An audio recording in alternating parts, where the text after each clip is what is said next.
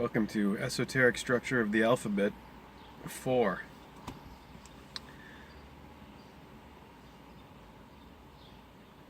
Gotta finish that Alvin Boyd Kuhn piece from the 20th century. Unbelievably revelatory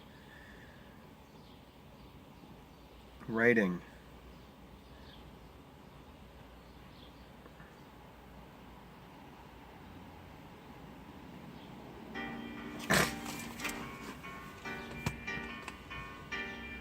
But first,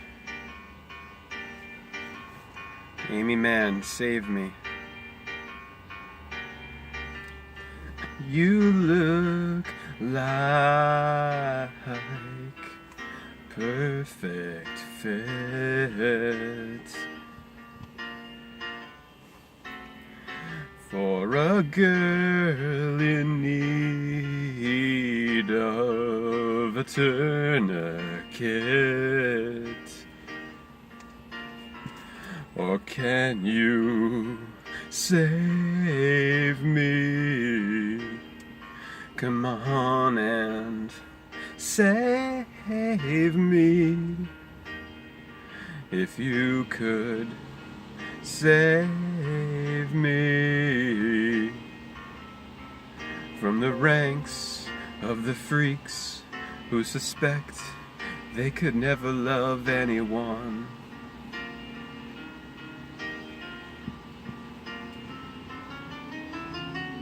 'Cause I can tell, you know what it's like. The long farewell of the hunger strike. Or can you save me? Come on and save me. If you could save me from the ranks of the freaks who suspect they could never love anyone.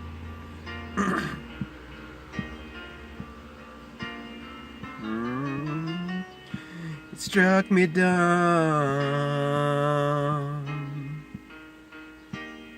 like radium, like Peter Pan or Superman. You will come to save me. Come on and save me. If you could save me from the ranks of the freaks who suspect they could never love anyone, except the freaks who suspect they could never love anyone. But the freaks who suspect they could never love anyone.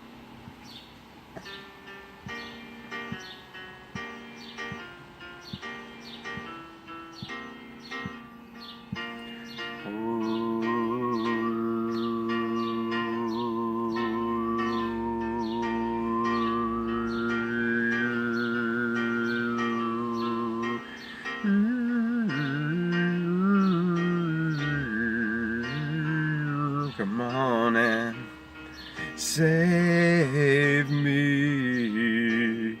Why don't you save me? If you could save me from the ranks of the freaks who suspect they could never love anyone, except the freaks who suspect they could never love anyone, except the freaks who could never love anyone.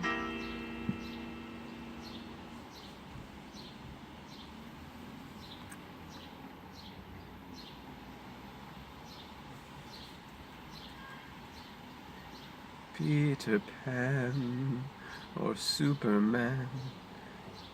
Princess programming. Neo-feminism and Disneyland princess programming for the masses of the females. Come on and save me. It's the savior, the knight in shining armor.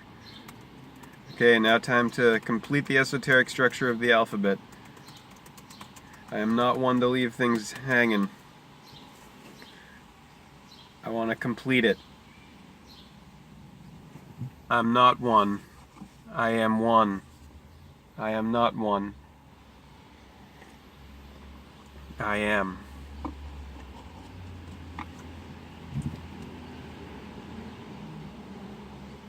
PDF, esoteric structure of the alphabet. Where is the one I was reading from? Damn it.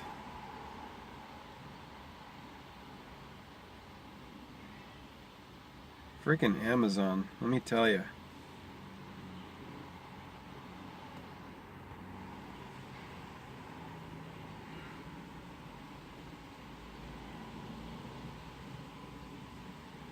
This one here doesn't even have the numbers, so it'd take me forever to figure out where I was. I guess I should have found this before. Is this it? There it is. Found it. Hallelujah. Now I gotta turn all the way to chapter 37. Or maybe it's the page. These are page numbers, right? Yeah, page 37.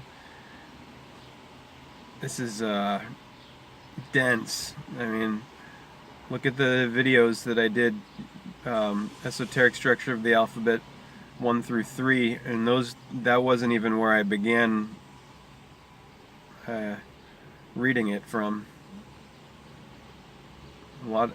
Several hours it's taken to get to this point.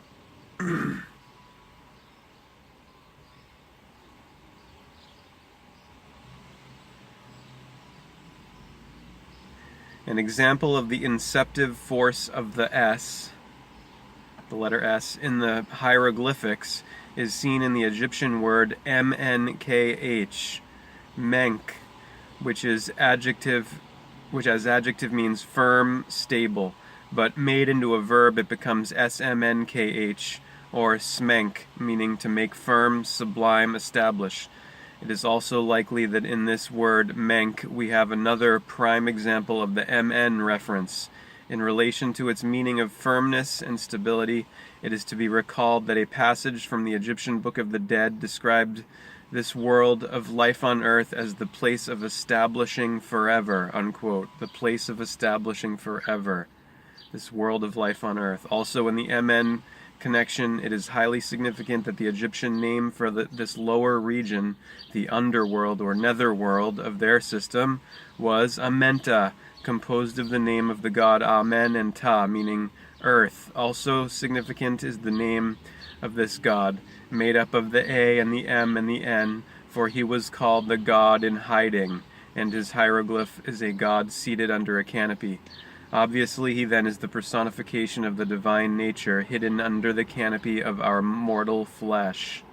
All this should be a specific guiding datum for philosophical science, inasmuch as Orthodox theology has loaded the evolutionary marshland, or reed sea, of the earthy, watery human body with heavy contumely as the place where the fleeting ephemeral influences affect, if not afflict, the soul with evil. That it is, on the contrary, the place where the soul establishes forever its grounding in fundamental realities, is a tenet of the sacred and secret wisdom of the Egyptian sages, which must be made one of the chief stones in the new temple of rational religion now in process of building. The S prefix to MNKH adds the starting forces that brings the firm establishing to actuality, that sets it to work it is hardly unlikely that the very long run of English verbs which begin with S or SH carry this inceptive or initiating force of the letter, though speculation of this sort cannot be asserted with too much certainty. In such words as start, step, slide, shake, skip, skate, sink, slip, stee, and sneak, sty and sneak, smite, spur, shout, scream, stamp, stand, spit, slap, shout, speak, sprint, spurn, scoff, slay, spill, sift, and scores more. Massey traces even the great name of mystery, the Sphinx, from the Ankh stem, preceded by the demonstrative adjective P, this, the, that, and the starting S, thus spank. Massey was well versed in the abstrusities of the hieroglyphs, and his surmise on this is as good as that of others. The word this composed would mean, quote, the beginning of the process of linking spirit and matter, unquote, which indeed is the Sphinx riddle of the creation. The Sphinx image does conjoin the head of man, spirit, with the body of the animal, lion representing matter. It is precisely such values and realities that the sages of antiquity dealt with, and in precisely this manner of subtle indirection. When will modern scholarship come to terms with this recognition? If Sphinx derives from the Ankh symbol, it is not at all unlikely that the other great emblem suggestive of the spirit involved in matter, the wondrous bird of life, the phoenix, Sphinx and phoenix. The phoenix stems from it likewise. It was also named the Bennu, the spirit energy that goes from B, the fiery start, down into water, N, which is also probably the makeup of the Hebrew word for sun, which is Ben. Read this and you will never look at your English alphabet and any of its words, any of the words of English, or any of the words of language in general, the same again.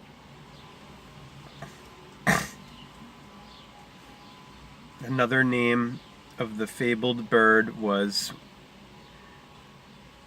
Nycticorax. Corax is raven in Greek, which from its black color is often called the bird of night, symbolizing the soul flying down into the dark night of imprisonment in earthly bodies.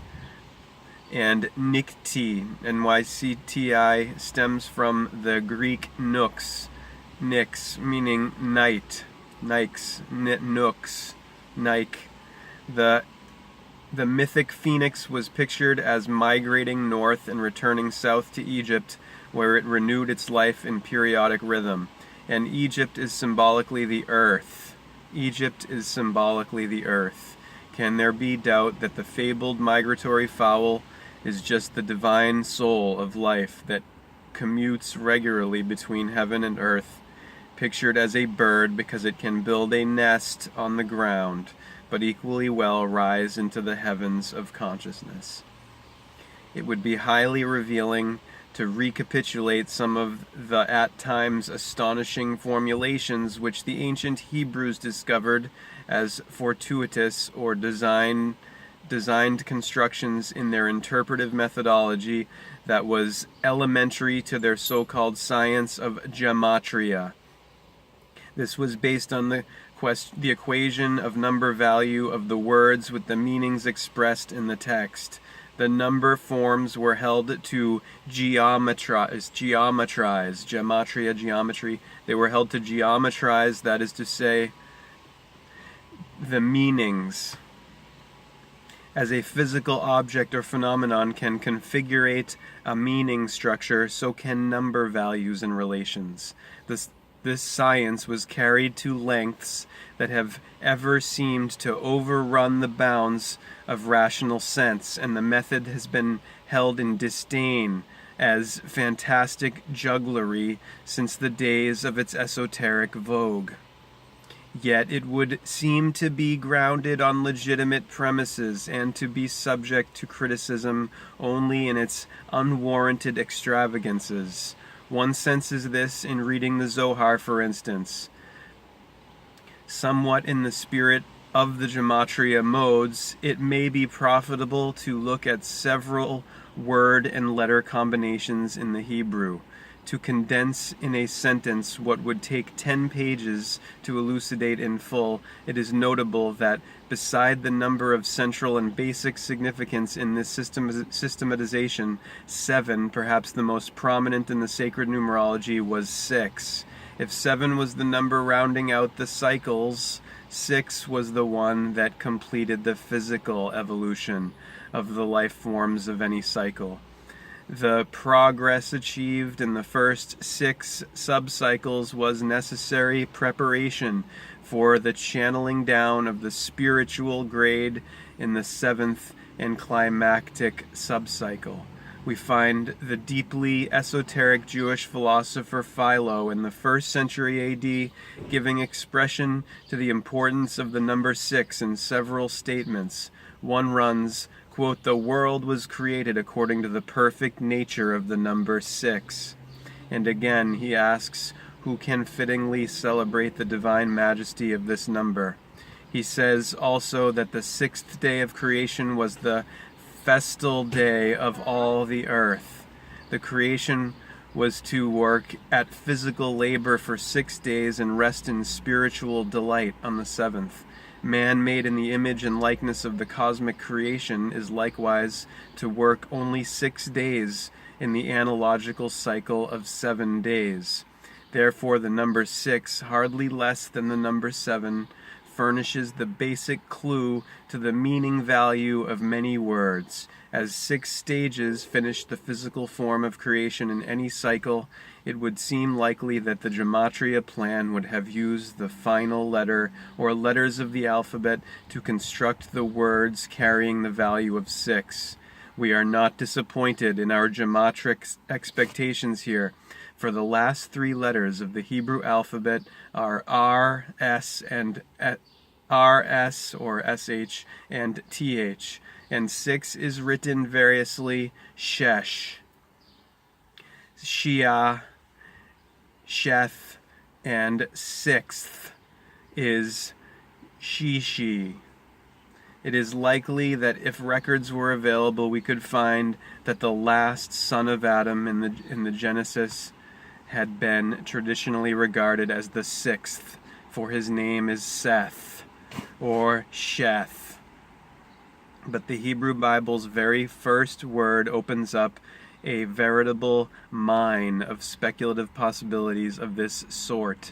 That first word, translated in the beginning, is in Hebrew Brashith. It was either constructed with amazing ingenuity to express a remarkable cosmographic conception, or chanced to do just that by sheer coincidence. The reader must first be reminded that in the ancient manuscripts of the biblical books, the words were not separated and there were no vowels. It is therefore permissible to separate the words in different ways, and in doing so, some curious new readings come out as possibilities. The initial B is a preposition meaning in, and can be prefixed to any noun or participle verb. Rash means head, so that Brash would mean in the head. In his, God's head, as the place where God created the heaven and the earth, quote unquote. Oddly enough, it is precisely in God's head that the creation started, as there were formed the archetypal ideas over the pattern of which he shaped the creation. If Brashith might be considered the overlapped form of Brashith, it would read in the head or in the head of the 6. Quote unquote, or of the sixth, quote unquote. And again, it can be said, and the Zohar expressly does say it, that the creation emanating out of God's head came to a head in the sixth formative impulsion. The brashith is followed by the verb bara, he created.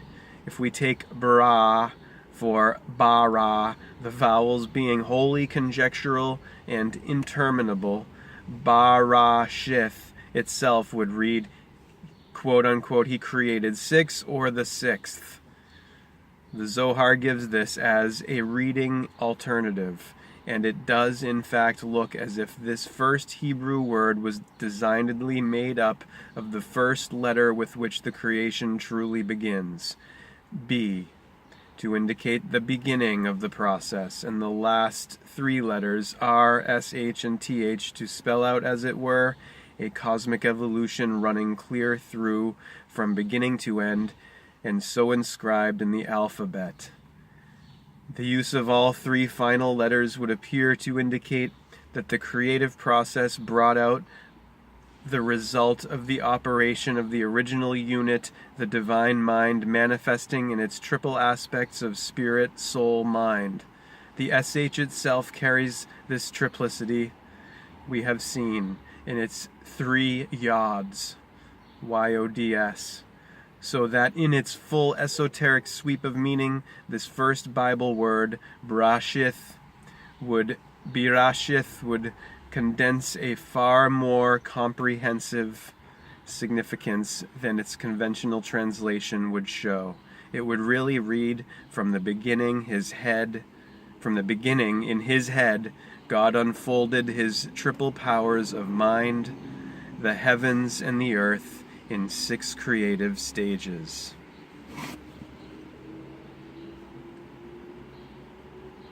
This must stand as most likely the first full esoteric translation of the first Bible verse. The Hebrew words for water and heaven will lucidly illustrate the water value of M and the fire value of SH. Water is MAIM. 40. The M conspicuously predominating, as the Y is another form of the fiery I. May, or M-A-Y or M-A-I, would read as the M water expression of the I fire power. Exoterically, the universe can be thought of in just those terms. Exoterically would be outer, esoterically inner. Now, most appropriately, the word for heaven is this same water word, mayim, preceded by the sh of fire, shmayim. Earth is the home or world of water. Heaven is the home of water generated by fire, the lightning, or water as invisible vapor, or water proceeding out of the empyrean, or realm of potential fire. Jesus says that he beheld Satan as lightning or fire falling from heaven, and that he himself came, quote unquote, to send fire on the earth in the sight of men. The Greeks said that the gods, quote unquote, distribute the divine fire, unquote, among men, a portion of soul fire to each. Genesis tells that God first created the two firmaments in the midst of the waters, the firmament above and the firmament below, the mayim and the shimayim, the water and the fire water. Such a word as yom, Y-O-M, for day, seems to reveal semantic formation.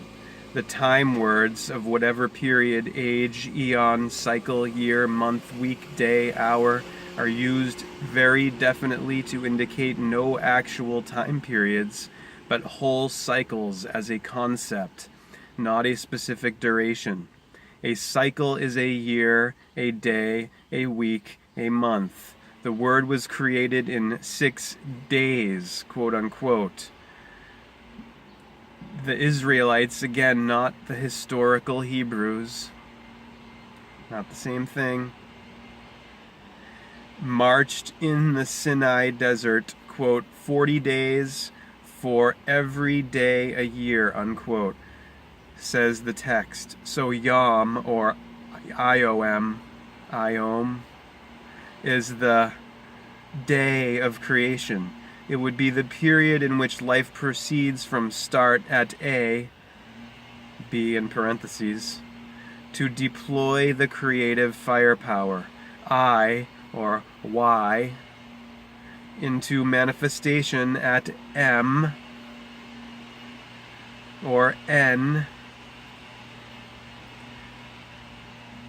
represents the process of life's coming to be or becoming. B, M. It seems almost as if we find it saying, I am. Is it strange that the Latin word for now is I am? Is it strange that the Latin word for now is I am? It is as if life were saying, I quote, I am in existence in the eternal now, unquote. If one were to say, I am, quote unquote, in English, and now in Latin, it would be, I am. Coincidence it is, no doubt, but both forms must be composed of the same primal letter elements. To say I am in German gives interesting results also. It is ich bin. The ich is the I heavily aspirated. In some parts of Germany, the ich is pronounced as ish. This equates the Hebrew word for man, uniting the primal unitary I fire power with the triple manifestation of that power that the SH represents. And this is precisely what man does. In man, the divine trinity comes to manifestation. But the German, instead of using the pre-creative A and the matter terminal M to say am, says it with the actual beginning letter B and the other matter terminal N with the I between them, as it does stand between them in the alphabet, giving bin, B-I-N. Ich bin, I am.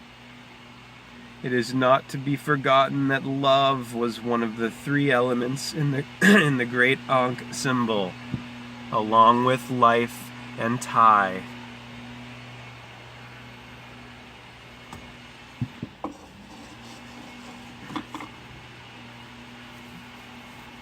Time.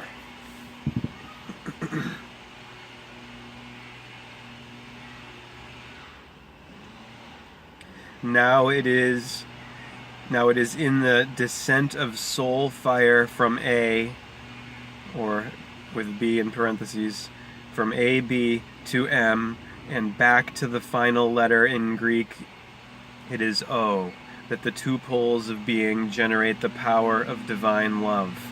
It is not a bit surprising, then, that to say in Latin, I love, is to say amo.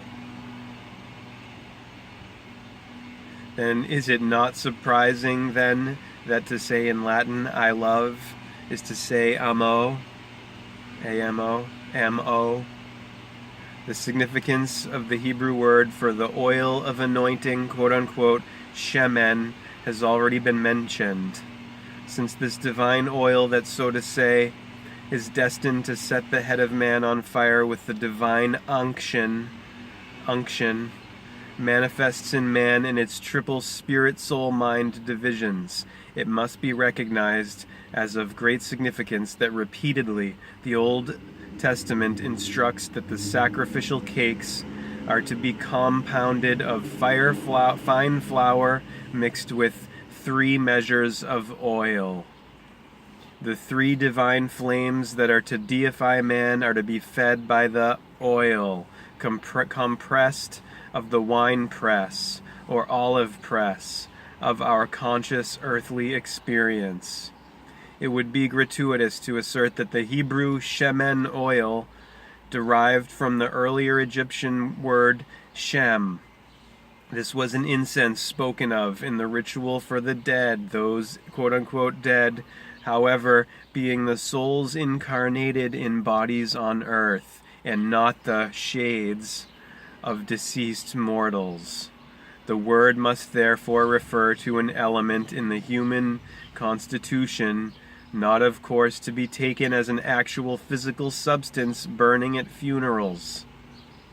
In this connection, it can be speculated whether the Geth of Gethsemane is not a variant of Beth, as in Bethel, Bethany, Bethlehem, meaning house. Bethel, house of El, God. If so, the word Gethsemane would mean the house in which life burns its smen, incense, to divinize its child, man. That house being man's physical body, the Beth or home of souls on earth. It was in Gethsemane that the Christos wrestled in the living agony that caused him to sweat, as it were, great drops of blood. Several of the prime Egyptian mythic legends of the creation of mankind by the gods represent the deity as exuding drops of his blood seminally upon the earth, from which sprang two characters, male and female, that equate Adam and Eve in the Genesis allegory. Equate even. Seminal creative blood essence is more than a few times poeticized as sweat. 42.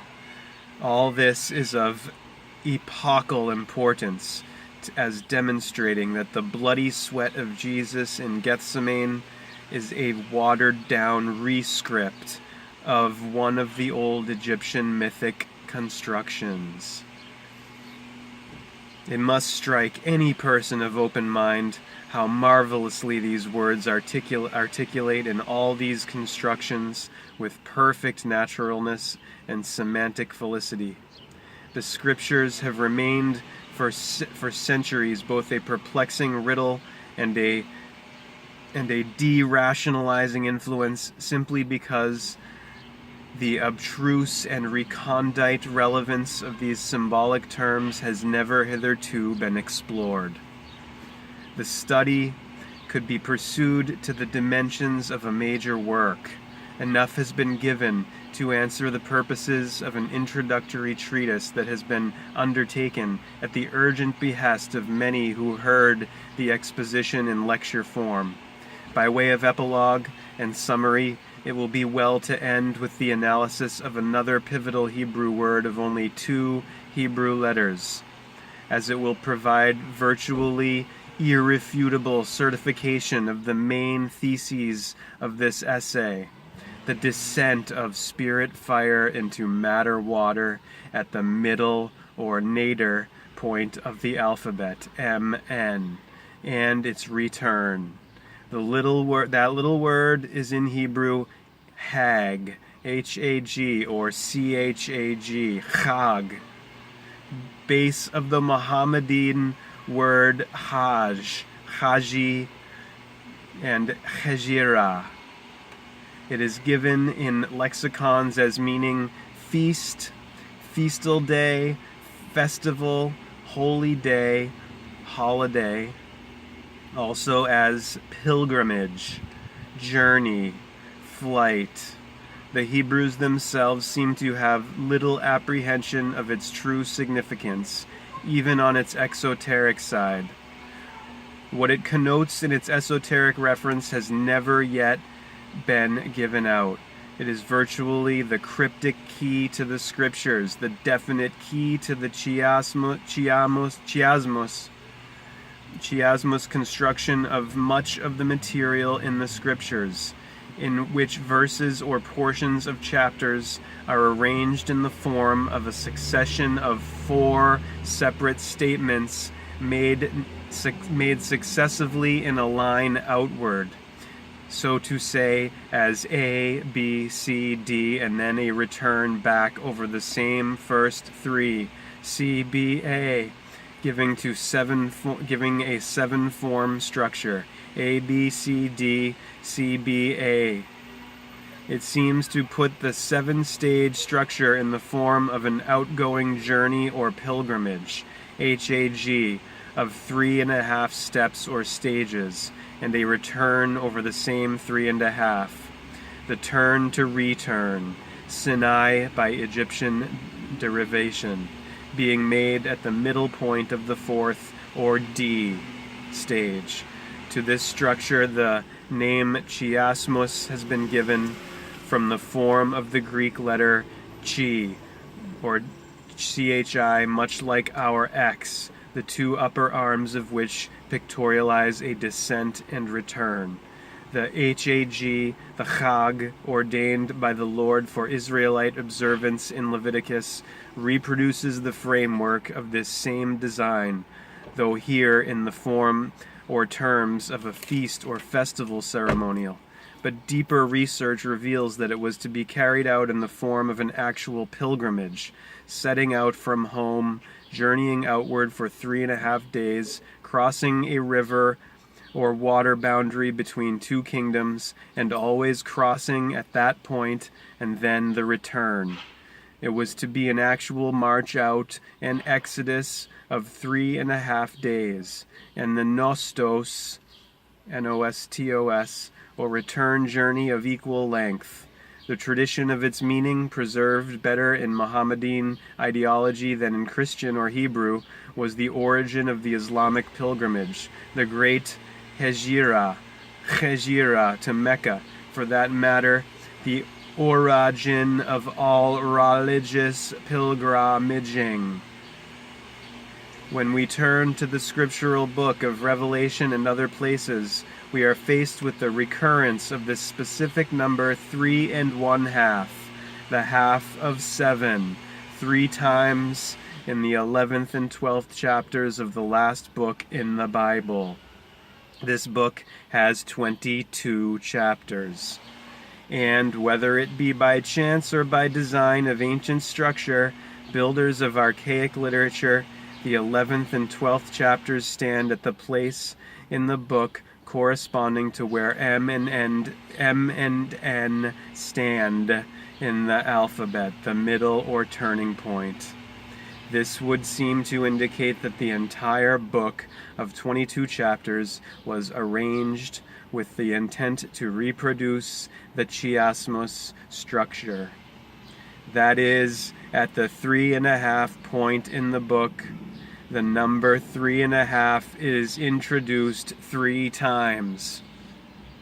It seems so clear to be beyond cavil that this definite form was used in symbolism to dramatize the outgoing or descent of the soul into incarnation through 3.5 root stages of matter, from ethereal to solid, its experience there in a body of 7/8 water, and its evolutionary return through the same 3.5 levels, reaping on its return its harvest of rich experience.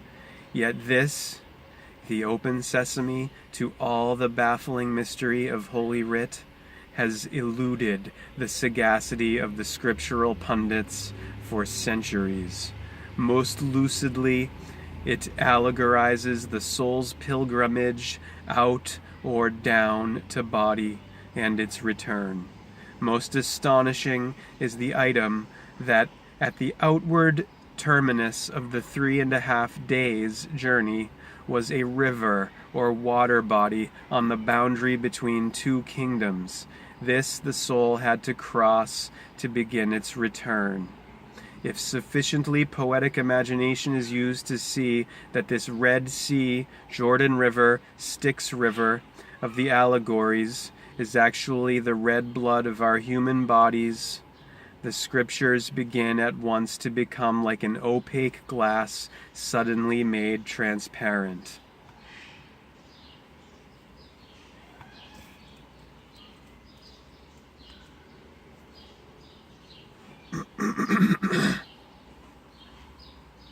The end.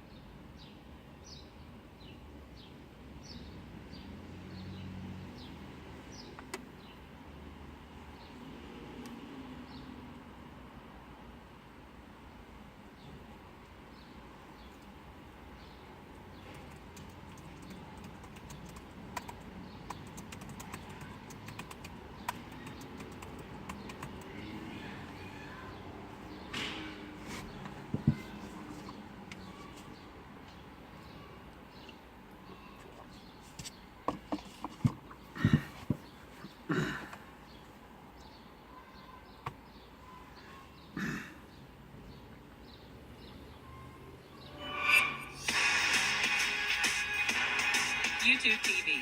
Watch like a fan. Smoky backyard barbecue flavor? No backyard.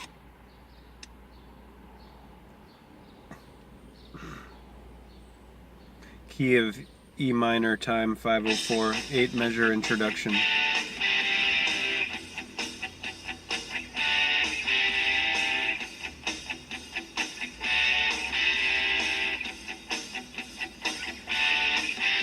There's colors in the street, red, white, and blue. The people shuffling their feet, the people sleeping in their shoes. But there's a warning sign on the road ahead. There's a lot of people saying we'd be better off dead. Don't feel like Satan, but I am to them. So I try to forget it any way I can. Keep on rocking in the free world. Keep on rocking.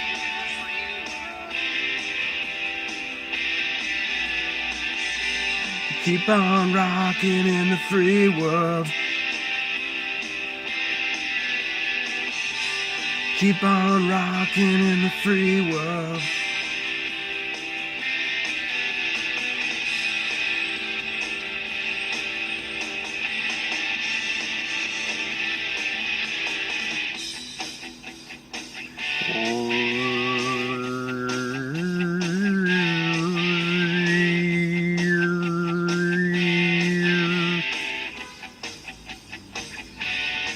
I see a woman in the night with a baby in her hand near the North Street light, near a garbage can. But now she puts the kid away and she's gone to get a hit. She hates her life and what she's done to it. There's one more kid that'll never go to school, never get to fall in love, never get to be cool. Keep on rocking in the free world. Keep on rocking in the free world. Keep on rocking in the free world. Keep on rocking in the free world. You are free to do as we tell you. You are free to do as we tell you. You are free to do as we tell you. Here's 3 hours of American Gladiators. People farming.